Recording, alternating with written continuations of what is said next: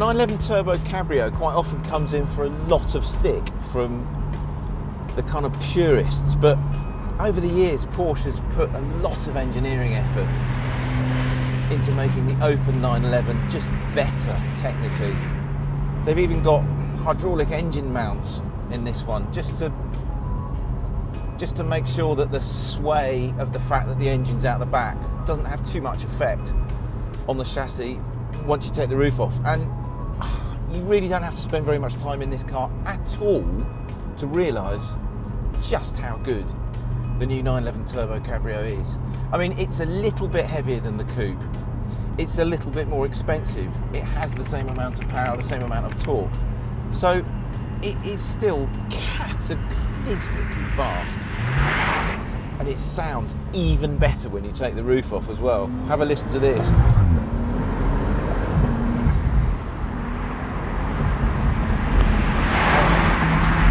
Really goes, it really stops. It steers, I think, just as well as the coupe. There is a teeny bit of shudder that you can detect, more at slow speed than at high speed, funnily enough. But overall, it's a lovely thing. I mean, I know it's a lot of money, but if you want an open top, everyday supercar, it's either this or the McLaren 650S Spider, I think. And that is serious, serious company for the 911 Turbo to be keeping, considering it costs the thick end of 100 grand less than the 650S Spider.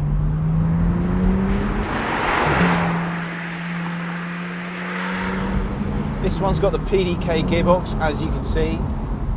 Fantastically quick upshifts and downshifts, really smooth. If you're going to have a 911 Turbo, you've got to have this gearbox in it.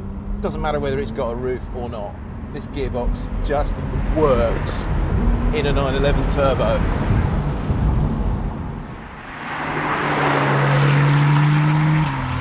I know the 911 Turbo Cabrio is not the one to have if you really want the purest 911 experience, but if you like a bit of roof-off motoring, and I do, quite frankly, then flipping out, it's hard to think how you can get anything better than this. Anything that is, except for another 911 Turbo Cabrio.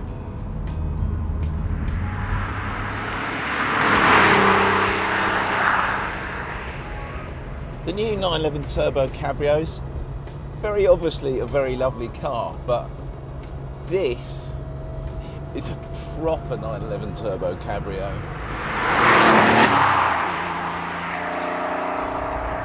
This car was built in 1989 and it's a 930 Flatnose. Flatnose, what a cool name. I've always loved that name, and oh man, this thing just feels so naughty. Properly 80s car, this. Only 9 came to the UK and there are only 8 left. This one's done 25,000 miles, and inside and out it just feels, well, it feels in real proper showroom condition, but as a design it does feel, shall we say, a little bit ancient beside the new car, but it is bursting with charm from its bonnet to its tail spoiler.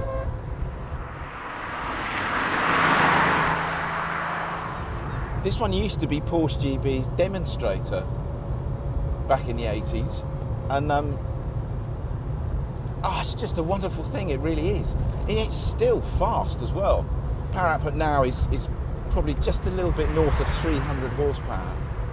And this one's got the 5-speed box, not the old 4-speed box, but okay, you do have to count to 1, maybe 2 seconds before anything happens at all when you put your foot down. But when it does start to puff, it properly goes, this thing.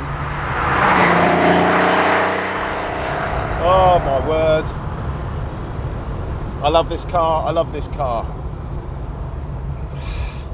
You need to love it though, because the guy that owns it, he reckons that this is worth at least £80,000, if not maybe 100 grand. That's a lot of money for, it's not a relic, it's just a lovely old car, it really is. It makes the new one feel kind of over-refined, over-engineered almost. You don't have to drive this car very quickly to get a real kind of hit of old school fun and feel out of it. Oh, I love this thing. I really do.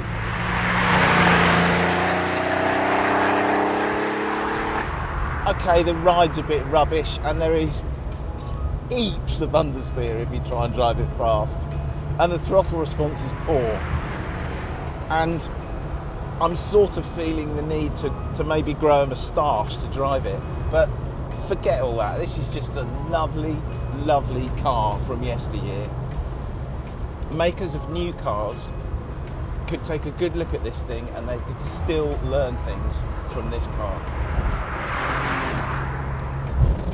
Having said that, it is not a patch on the new car dynamically.